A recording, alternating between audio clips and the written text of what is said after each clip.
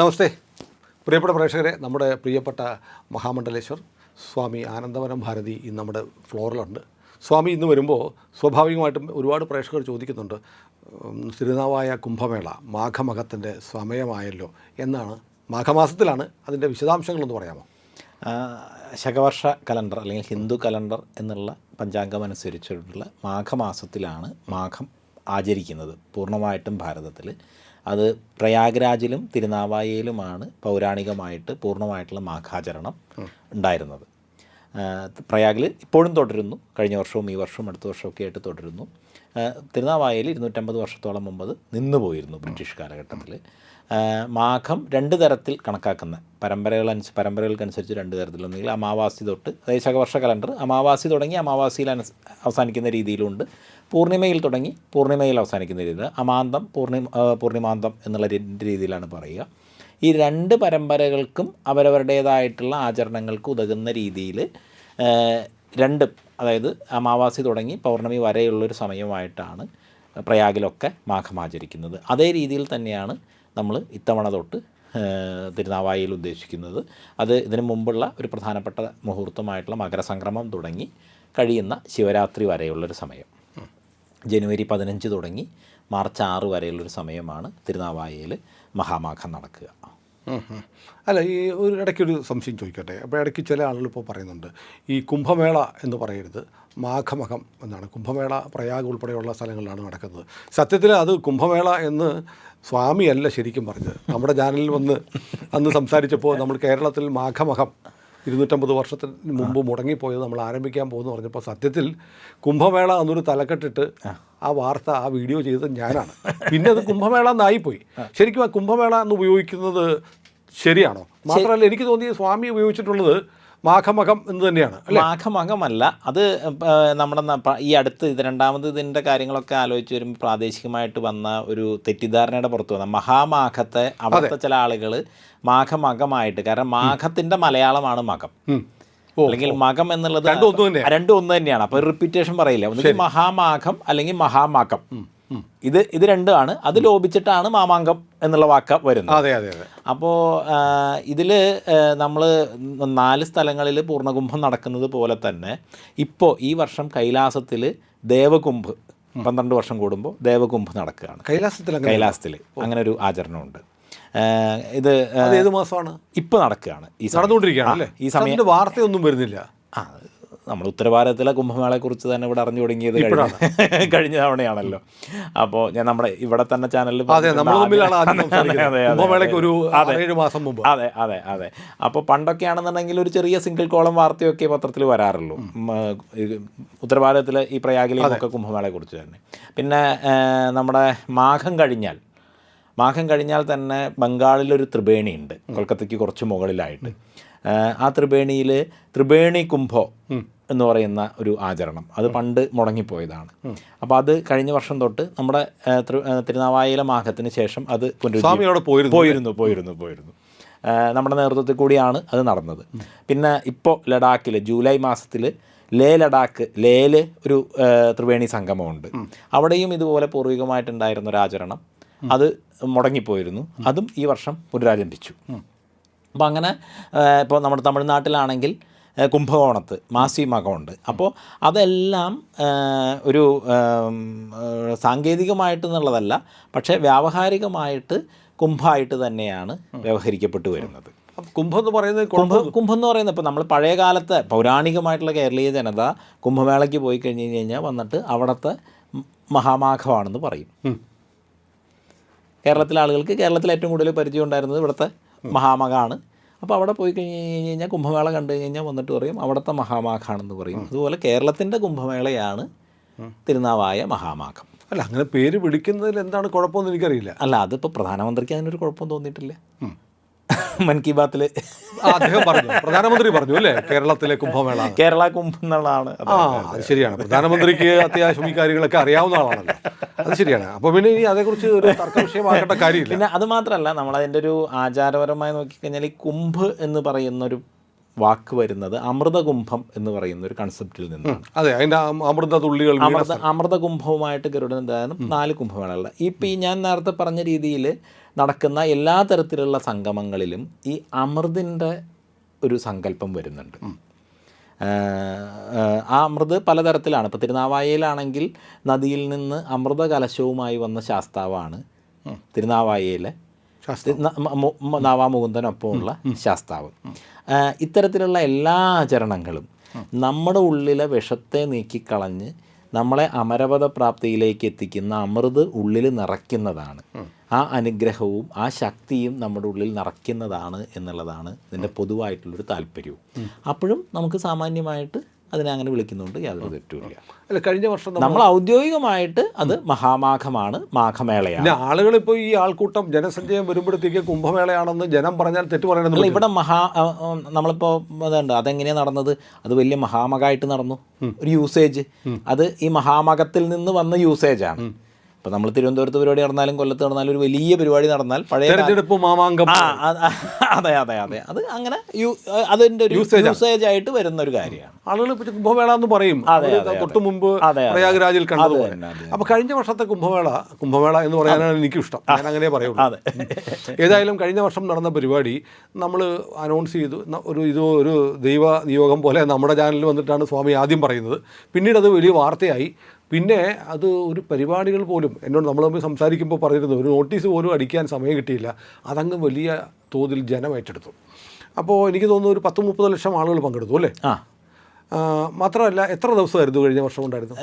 ഒരു പക്ഷം, അതായത് മൗനി അമാവാസി തൊട്ട് മാഘപൂർണിമ വരെയുള്ള ഒരു പക്ഷം. അപ്പം അതിൻ്റെ തയ്യാറെടുപ്പുകളും മറ്റു ചടങ്ങുകളും ഒക്കെ ആയിട്ട് ബന്ധപ്പെട്ട് 2-3 ആകെ ഒരു 18 ദിവസമാണ് നടന്നത്. ഇത്തവണയും അങ്ങനെ തന്നെയായിരിക്കും? ഇത്തവണ അങ്ങനെയല്ല. ഇത്തവണ മകരസംക്രമം തൊട്ട് ശിവരാത്രി വരെ എന്ന് പറയുമ്പോൾ ഒരു 51 ദിവസത്തോളം അത് നീണ്ടുപോയി. അപ്പോൾ 51 ദിവസം എന്ന് പറയുമ്പോൾ കേരളത്തിലെ ഏറ്റവും വലിയൊരു ഈവൻ്റാണ്. അതെ. അപ്പോൾ അതിനുള്ള സംവിധാനങ്ങളൊക്കെ എങ്ങനെ ഒരുക്കും? അല്ല, നമ്മൾ സ്വാഭാവികമായിട്ട് ഇപ്പോൾ പ്രയാഗ്രാജ് കുംഭമേള പങ്ങൊരു മാധ്യമപ്രവർത്തകനായതുകൊണ്ട് കൃത്യമായിട്ട് അറിയാം. അതായത് സർക്കാരുകളെ സംബന്ധിച്ചിടത്തോളം ഇത് വലിയ രീതിയിൽ അവിടുത്തെ വരുമാനം ഉണ്ടാക്കുന്നതും അവിടുത്തെ സാമ്പത്തിക വികാസത്തിനും സാമൂഹികമായിട്ടുള്ള വികാസത്തിനുമൊക്കെ ഒരു പ്രേരണയാകുന്ന അല്ലെങ്കിൽ അതിൻ്റെ വേഗത വർദ്ധിപ്പിക്കുന്ന ഒരു ഘടകമാണ്.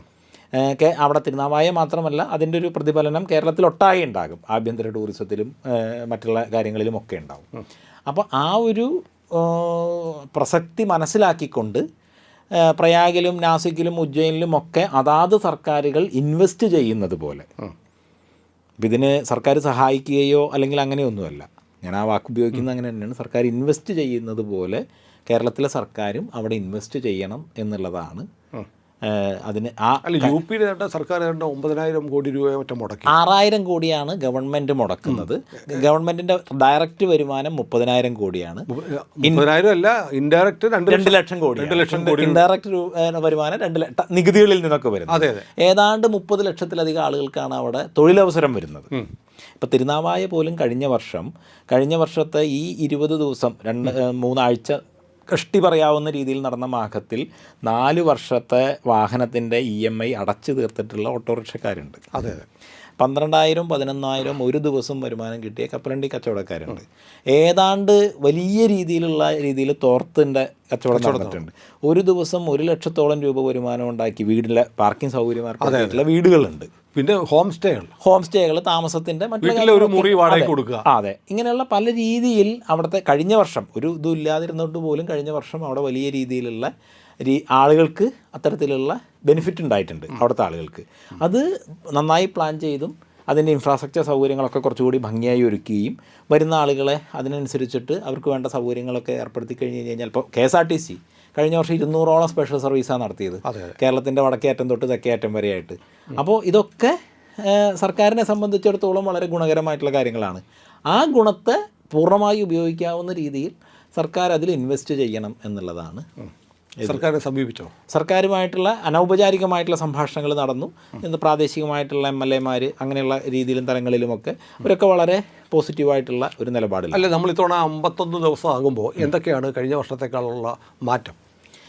മാഘത്തിൻ്റെ പ്രധാനപ്പെട്ട ചടങ്ങ് എന്ന് പറയുന്നത് സ്നാനമാണ്. അതിൽ ഒരു കുംഭമേളയിലും അതിൽ വലിയ വ്യത്യാസങ്ങളോ കാര്യങ്ങളോ ഒന്നുമില്ല. അപ്പോൾ സ്നാനം ആണ് ഏറ്റവും പ്രധാനമായിട്ടുള്ളത്. രണ്ടാമത്തെ കാര്യം, അതിൽ കൽപ്പവാസം എന്ന് പറയുന്നൊരു വ്രതാനുഷ്ഠാനമുണ്ട്.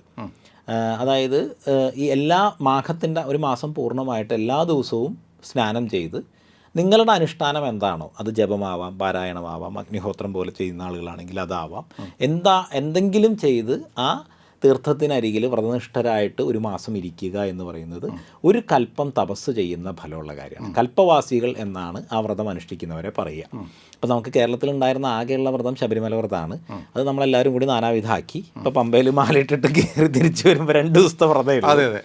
അപ്പോൾ ആ വ്രതത്തെ അവനവൻ്റെ ജീവിതത്തിലേക്ക്, ആ വ്രതത്തിൻ്റെ ശക്തിയെ അവനവൻ്റെ ജീവിതത്തിലേക്ക് തിരിച്ചു കൊണ്ടുവരുന്ന വിധത്തിൽ ഈ തുടക്കം എന്നുള്ള രീതിയിൽ ഇത്തവണ വലിയ രീതിയിലല്ല, പരിമിതമായ ആളുകൾക്ക് ആ കൽപ്പവാസം ചെയ്യാനുള്ള സൗകര്യം നമ്മളവിടെ ഒരുക്കുന്നുണ്ട്. അപ്പോൾ അവരോട് താമസിക്കേണ്ടി വരില്ല. താമസത്തിൻ്റെ വ്യവസ്ഥയും കാര്യങ്ങളും ഒക്കെ ഉണ്ടാക്കുന്നതിന് വേണ്ടിയിട്ടുള്ള ആലോചനകളുണ്ട്. രണ്ടാമത് കുംഭമേളകൾ പോലെ കഴിയുന്നത്ര ആശ്രമങ്ങളുടെയും പരമ്പരകളുടെയും ഒക്കെ ശിബിരങ്ങൾ അവിടെ ഉണ്ടാവും. അതാത് ആശ്രമങ്ങൾ സംഘടിപ്പിക്കുന്ന കാര്യക്രമങ്ങൾ അതിൻ്റെ ഭാഗമായിട്ടുണ്ടാവും. കേരളത്തിലെ പ്രധാനപ്പെട്ട ആശ്രമങ്ങൾ അമൃതാനന്ദമയി മഠം, മറ്റേ ശിവഗിരി മഠം, രാമകൃഷ്ണ മിഷൻ, ജന്മ്യ മിഷൻ, അങ്ങനെ ആരൊക്കെയാണോ അവിടെ വന്ന് ശിബിര വ്യവസ്ഥ ചെയ്യാൻ പറ്റുന്നത്, അപ്പോൾ അത്രയും സമയം അതിന് വേണ്ടിയിട്ടുള്ള കാര്യങ്ങൾ ചെയ്യുക എന്ന് പറയുന്നത് ഒരു അതിന് പറ്റുന്ന തരത്തിലുള്ള എല്ലാ ആശ്രമങ്ങൾക്കും അത്തരത്തിലൊരു ശിബിര വ്യവസ്ഥ ചെയ്യുന്നതിന് വേണ്ടിയിട്ടുള്ളൊരു സൗകര്യം. അതൊക്കെ അതിനുള്ള ബന്ധപ്പെടലുകളൊക്കെ തുടങ്ങുന്നേ ഉള്ളൂ. പക്ഷേ കാരണം അത് നമുക്ക് മഴ മാറിക്കഴിഞ്ഞാലേ അവിടെ എന്തെങ്കിലും ചെയ്യാൻ പറ്റുള്ളൂ. ഏതാണ്ട് ഒരു നവംബർ ആകുമ്പോഴേ അവിടെ എന്തെങ്കിലും ചെയ്യാൻ പറ്റും, നവംബർ അവസാനം ആകുമ്പോൾ. അപ്പോൾ ആ ഒരു സമയമാകുമ്പോഴേക്കേ ബാക്കിയുള്ളവരും തയ്യാറായി വരുള്ളൂ.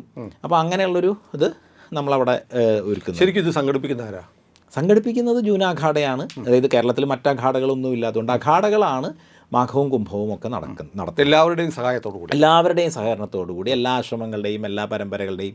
അഖാഡകൾ എന്ന് പറയുന്നത് ഭാരതത്തിലെ, ഇപ്പോൾ ഇവിടെ അങ്ങനെ ഇല്ല, വൈരാഗികളും ഉദാസീനികളും അങ്ങനെ ഇല്ല. പക്ഷേ ദശനാമി സന്യാസിമാർ മാത്രമേ ഉള്ളൂ. അപ്പോൾ എല്ലാ സന്യാസിമാരെയും ഉൾക്കൊള്ളുന്ന ഒരു വിപുലമായിട്ടുള്ള സംവിധാനമാണ് അഖാഡകൾ എന്ന് പറയുന്നത്. ഇപ്പോൾ കേരളത്തിലെ തന്നെ അതാത് മഠങ്ങളത് തിരിച്ചറിയുന്നില്ലെങ്കിൽ പോലും എല്ലാ മഠങ്ങളും അഖാഡകളുടെ ഭാഗമാണ്. കേരളത്തിലധികവും നിരഞ്ജിനി അഖാഡയുമായിട്ടാണ് ഒരുവിധം എല്ലാ ആശ്രമങ്ങളും ബന്ധപ്പെടുന്നത്. എല്ലാ അഖാഡകളും എല്ലാ മഠങ്ങളും ശങ്കര ദശനാമിയിലുള്ള എല്ലാ ആശ്രമങ്ങളും അഖാഡകളുടെ. ഈ 51 ദിവസം എന്ന് വരുമ്പോഴത്തേക്ക് കഴിഞ്ഞ പ്രാവശ്യം ഈ കഷ്ടിച്ച് 15-16 ദിവസം കൊണ്ട് 30 ലക്ഷം വന്നെങ്കിൽ അതിൻ്റെ ഒരു 2-3 ഇരട്ടി ആൾ വരില്ലേ? വരാം. തവണ കുറച്ച് കുറഞ്ഞാൽ നന്നായി എന്നാണ് നമ്മുടെയൊക്കെ മോഹം. കാരണം ഇതിനൊന്ന് ഒരു ചിട്ടപ്പെടുത്താം എന്നുള്ളതിൽ. പക്ഷേ ആളുകൾ വരാതിരിക്കരുതെന്ന് പറയാൻ പറ്റില്ല. മറ്റ് കേരളത്തിന് പുറത്തുനിന്ന് സന്യാസിമാരൊക്കെ വരും എന്ന് കേൾക്കുന്നു. ധാരാളം വരും. ഒന്ന് നാസിക് കുംഭമേള തുടങ്ങുകയാണ് ഈ ഒക്ടോബറിൽ. അപ്പോൾ നാസിക് കുംഭമേളയിൽ നിന്ന് വന്ന ഒരുപാട് ആചാര്യന്മാർ നേരെ ഇങ്ങോട്ട് വരും. രണ്ടാമത് ഉത്തരഭാരതത്തിൽ തന്നെ ഇതിനെക്കുറിച്ച് വളരെ ഒരു പ്രസക്തമായിട്ടുള്ള ഒരു പ്രധാനമന്ത്രി പറഞ്ഞതുകൂടി ഒരു സന്യാസിമാരുടെ ഇടയിലൊക്കെ വലിയ ചർച്ചകളും കാര്യങ്ങളൊക്കെ ഉണ്ട്. പൊതുവിൽ അവർക്ക് ശങ്കര ജന്മഭൂമി സന്ദർശിക്കണം എന്ന് പറയുന്ന വലിയ താല്പര്യമുള്ള സന്യാസിമാരാണ്. പക്ഷേ ഇവിടെ അങ്ങനെ ഒരു വ്യവസ്ഥ ഇല്ലാത്തതുകൊണ്ടാണ് വരാൻ പറ്റാതിരിക്കുന്നത്. പക്ഷേ ഇതിനോടനുബന്ധിച്ചിട്ട് ഒരുപാട് സന്യാസിമാർ വരും. കഴിഞ്ഞ പ്രാവശ്യം നമ്മൾ കുംഭമേള നടന്നു കഴിഞ്ഞതിന് ശേഷം അതിൻ്റെ ഒരു റിവ്യൂ നടത്തിയിട്ടുണ്ടാവുമല്ലോ സ്വാമിയുടെ തലത്തിലെങ്കിലും. അപ്പോൾ അങ്ങനെ വരുമ്പോൾ എന്തായിരുന്നു നമ്മുടെ കഴിഞ്ഞ പ്രാവശ്യത്തെ പോരായ്മകൾ എന്തൊക്കെയായിരുന്നു? അത് പോരായ്മകൾ എന്ന് പറഞ്ഞാൽ, പോരായ്മകളെക്കുറിച്ച് ചിന്തിക്കുകയാണെങ്കിൽ പോരായ്മകളേ ഉള്ളൂ. എനിക്കറിയാവുന്നൊരു പോരായ്മ അറിയാം, ഞാൻ പ്രേക്ഷകരോടും പറയാണ്, സ്വാമി പറയത്തില്ല. വലിയ പോരായ്മ ഉണ്ടായത് ധനത്തിൻ്റെ കാര്യത്തിലാണ്. സ്വാമി അതൊരിക്കലും പറയത്തില്ല. കാരണം സ്വാമി എങ്ങനെയാണ്, ഈ സ്വാമിയെ എന്ത് പരിപാടിക്ക് വിളിച്ചാലും സ്വാമി പോകും. സ്വാമി എങ്ങനെ വരുന്നു എന്ന് പോലും ആരും ആലോചിക്കുന്നില്ല. ഞാനത് അങ്ങയുടെ അനുവാദം ഇല്ലാതെ പറയുകയാണ്.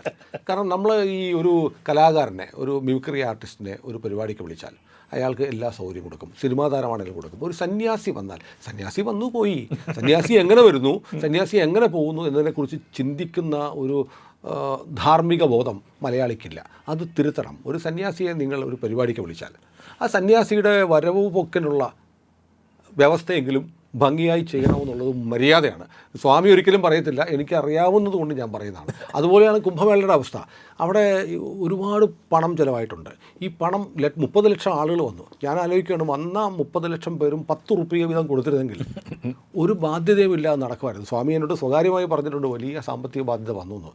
അമ്പലത്തിൽ ഒരുപാട് പേർ പോയിട്ട് ആ ക്ഷേത്രമാണ് ഈ പരിപാടി നടത്തുന്നതെന്ന് കരുതി ക്ഷേത്രത്തിൽ ഉദാരമായി സംഭാവന ചെയ്തു. ഇത്തവണ സ്വാമിയോട് എനിക്കൊരു അപേക്ഷയുള്ളത്, അവിടെ കുറച്ച് സ്ഥലത്തെങ്കിലും കുറച്ച് QR കോഡുകളെങ്കിലും വെക്കണം. ഇതിനു വേണ്ടി ധനം കൊടുക്കാൻ വേണ്ടി. ധനം വേണം, ധനമില്ലാതെ ഒന്നും നടക്കില്ല. അപ്പം ധനം, സന്യാസിയെ സംബന്ധിച്ച് ധനമില്ലാത്ത ആളാണ്. അതുകൊണ്ട് സന്യാസി നടത്തുന്ന, സന്യാസിമാരുടെ നേതൃത്വത്തിൽ കേരളത്തിൽ നടക്കുന്ന ഒരു വലിയ ആത്മീയ ഉണർവുണ്ടാക്കുന്ന പരിപാടി ആയതുകൊണ്ട് അതിൻ്റെ സാമ്പത്തിക വശം കൂടി അവിടെ എത്തുന്ന നമ്മൾ ആലോചിക്കണം. ഈ കുംഭമേള അല്ലെങ്കിൽ മഹാമാഘം നടത്തുന്ന ഇത് മറ്റാരുമല്ല, സന്യാസിമാരുടെ കൂട്ടായ്മയാണ്. അവർക്ക് നിങ്ങളുടെ കഴിവിനനുസരിച്ചുള്ള ധനം കൊടുക്കാനുള്ള വ്യവസ്ഥ ഉണ്ടാക്കി വെക്കണമെന്ന് സ്വാമി പറയാതെ സ്വാമി സമ്മതിക്കില്ല. ഞാനൊരു അധിക പ്രസംഗം പോലെ പറയുകയാണ്. ഇത് നിങ്ങൾ ഏറ്റെടുക്കണം പ്രിയപ്പെട്ടവരെ. അതുപോലെ തന്നെ നമുക്ക് കഴിഞ്ഞ തവണ എന്ന് പറയുന്നത് അങ്ങനെ ഒരു സംഘാടനം ഇത്ര വിപുലമായ ഒരു കാര്യത്തിന് വേണ്ടി ഒരു സംഘാടക സമിതിയൊക്കെ ഉണ്ടായിരുന്നെങ്കിലും സംഘാടക സമിതി എന്ന് പറഞ്ഞു കഴിഞ്ഞാൽ ആ സമയത്ത് ഇപ്പോൾ പോലീസിന് കേസെടുക്കാൻ വേണ്ടിയിട്ട് പേര് വേണമല്ലോ. അതെ അതെ, അതിനുള്ള പേരുകൾ ഉണ്ടായിരുന്നുള്ളൂ. അതൊന്നും മാറണം. അല്ല, അപ്പം അത് വിപുലമായിട്ടുള്ളൊരു സംഘാടക സമിതി, അതിന് എല്ലാ മേഖലകളിൽ നിന്നുള്ള പങ്കാളിത്തം, അതൊക്കെ നമ്മൾ ഇത്തവണ അങ്ങനെ ഇതിനെ ചിട്ടപ്പെടുത്തുക എന്നുള്ളതാണ് ഈ മാഘത്തിൽ. സ്വാമി, എനിക്കൊരു നിർദ്ദേശമുള്ളതുണ്ടല്ലോ. ഇതൊരു കേരളത്തിലെ ഏറ്റവും വലിയ ഒരു നേരത്തെ പറഞ്ഞ വാക്ക് ഈവൻ്റാണ്. അപ്പോൾ അതുകൊണ്ട് അതൊരു വലിയൊരു സാംസ്കാരിക സംഗമം കൂടിയാക്കണം. എൻ്റെ ഒരു അഭിപ്രായം എന്ന് വെച്ചാൽ നമുക്കൊരു വലിയ പൊതുവേദി ഉണ്ടാവണം. അവിടെ എല്ലാ ദിവസവും ഷെഡ്യൂൾ ചെയ്ത് രാവിലെ മുതൽ വൈകുന്നേരം വരെ വിവിധ പ്രോഗ്രാംസ്, ഭക്തിഗാനമേളകളാകാം. അല്ല, കഴിഞ്ഞ തവണ അത് നടന്നിരുന്നു. ഉണ്ടല്ലേ? ഒരു സ്റ്റേജിൽ ഒരു രാവിലെ തൊട്ട് രാത്രി വരെ എല്ലാവർക്കും സമയം കൊടുക്കാൻ നമുക്ക് പറ്റിയില്ല. പക്ഷെ അതൊക്കെ വേണമെങ്കിൽ നേരത്തെ പെർഫോം ചെയ്യാനുള്ള ആളുകളെ ക്ഷണിച്ചിട്ട്. അതെ, അല്ല, കഴിഞ്ഞ തവണ അവിടെ വന്ന് പെർഫോം ചെയ്യുന്ന ആളുകൾ എന്നുള്ള നിലയിൽ തന്നെ ഈ ദിവസങ്ങളിലെല്ലാം ഒരു സ്റ്റേജിൽ രാവിലെ തൊട്ട് രാത്രി വരെ പരിപാടികൾ നടന്നിരുന്നു. സ്റ്റേജിൽ എന്നിട്ട് സമയം കിട്ടാത്തത് കൊണ്ട് അവസാനം വൈകിട്ടുള്ള സമയത്ത് അത് നമ്മൾ മണപ്പുറത്തേക്ക് മാറ്റിയിരുന്നു കുറേ പരിപാടികൾ. അപ്പം അങ്ങനെ നിരന്തരമായിട്ട് പരിപാടികൾ നടന്നിരുന്നു. അല്ല, അവിടെ കഴിഞ്ഞ തവണ ഒരു മാഘത്തിൽ നടക്കേണ്ട എല്ലാ കാര്യവും നടന്നിരുന്നു. കലാവതരണങ്ങൾ നടന്നിരുന്നു, വൈജ്ഞാനിക സദസ്സ് നടന്നിരുന്നു, സന്യാസിമാരുടെ ഭണ്ഡാരം നടന്നിരുന്നു. അങ്ങനെ മാഘത്തിൽ നടക്കേണ്ട എല്ലാം നടന്നിരുന്നു. പക്ഷെ ആ നടന്നതൊന്നും കൃത്യമായിട്ടുള്ളൊരു സംഘാടനത്തോട് കൂടിയിട്ടോ ഓർഗനൈസ്ഡ് ആയിട്ടോ ആയിരുന്നില്ല. പ്രകൃതി അതിൻ്റെതായിട്ടുള്ളൊരു ഒഴുക്ക് സ്വാഭാവികമായി. അല്ലെങ്കിൽ നമുക്ക് ഒരു പർട്ടിക്കുലർ ഡേയിൽ ഇന്ന ദിവസം ഇന്ന പരിപാടി അത് മുൻകൂട്ടി പറയാൻ പറ്റില്ല. മുൻകൂട്ടി പറയാൻ പറ്റുന്ന ഒരു സാഹചര്യം. അതിനൊരു വ്യവസ്ഥ ഇത്തവണ നമ്മൾ ഇത്തരം കാര്യങ്ങളൊക്കെ, അതായത് അതിനെ കൃത്യമായിട്ട് ഒരു സ്ട്രക്ചർ ചെയ്യാനും ഓർഗനൈസ് ചെയ്യാനും, ഒരിക്കലും മാഘം പോലെ അല്ലെങ്കിൽ കുംഭമേളകൾ പോലുള്ളൊരു ചടങ്ങ് നമുക്ക് പൂർണ്ണമായിട്ടും സ്ട്രക്ചർ ചെയ്യാനോ ഓർഗനൈസ് ചെയ്യാനോ പറ്റില്ല. കാരണം അതിന് അതിൻ്റേതായിട്ടുള്ളൊരു ജൈവികതയും അതിൻ്റേതായിട്ടുള്ളൊരു അനിശ്ചിതത്വം ഒക്കെ ഉണ്ട്. ആ ഒരു കാര്യത്തെ നിലനിർത്തിക്കൊണ്ട് തന്നെ ഇതിൻ്റെ അടിസ്ഥാനപരമായിട്ടുള്ള കാര്യങ്ങളിൽ ഒരു സംഘാടനവും ഒരു സ്ട്രക്ചറിങ്ങും കാര്യങ്ങളുമൊക്കെ നമ്മൾ ഇത്തവണ കൊണ്ടുവരാനാണ്. ഇത്തവണ തൊട്ട് ആ രീതിയിലേക്ക് അതിനെ ചിട്ടപ്പെടുത്താനാണ് ആഗ്രഹിക്കുന്നത്. അതാണ് ഞാൻ പറഞ്ഞത്, കുറച്ച് ആളുകൾ കുറഞ്ഞാലും നമുക്ക് അല്ല, അവിടെ ഈ ആളുകൾ വന്നാൽ താമസിക്കാനുള്ള സൗകര്യം അവിടെ നമ്മൾ ഒരുക്കുമോ? അല്ല, ഈ വർഷം ഒരു ഡോർമെട്രി സംവിധാനം പോലെ നമ്മൾ ഒഴിഞ്ഞു കിടക്കുന്ന പറമ്പുകളിൽ അല്ലെങ്കിൽ കുറേയൊക്കെ മണപ്പുറത്ത് അത്തരത്തിലുള്ളൊരു സംവിധാനം കുറച്ച് പേർക്കൊക്കെ ഒരുക്കുന്നതിന് വേണ്ടിയിട്ടുള്ള സന്യാസിമാർക്ക്, പിന്നെ നേരത്തെ പറഞ്ഞ ഞാൻ കൽപ്പവാസം ചെയ്യുന്ന ആളുകൾക്ക്, പിന്നെ ആശ്രമങ്ങളുടെ ശിബിരങ്ങൾ. ഈ കൽപ്പവാസം ചെയ്യാൻ താല്പര്യപ്പെടുന്ന ആളുകളെ എങ്ങനെ നമ്മൾ കണ്ടെത്തും? അല്ല, അത് നമ്മളൊരു അതിന് താല്പര്യമുള്ള ആളുകളെ നമ്മൾ ഇൻവൈറ്റ് ചെയ്യുന്നുണ്ട്. അങ്ങനെ കൽപ്പവാസം ചെയ്യണമെന്ന്, ആ ഒരു തപസ് ചെയ്യണമെന്ന് ആഗ്രഹിക്കുന്ന ആളുകൾ. അപ്പോൾ അതിൽ നമുക്ക് എത്ര സംവിധാനം അവിടെ ഒരുക്കാൻ പറ്റുന്നുള്ളതൊക്കെ ഈ മഴയുടെ ഇതൊക്കെ ഒന്ന് മാറി കഴിഞ്ഞാൽ നോക്കി. അതെ.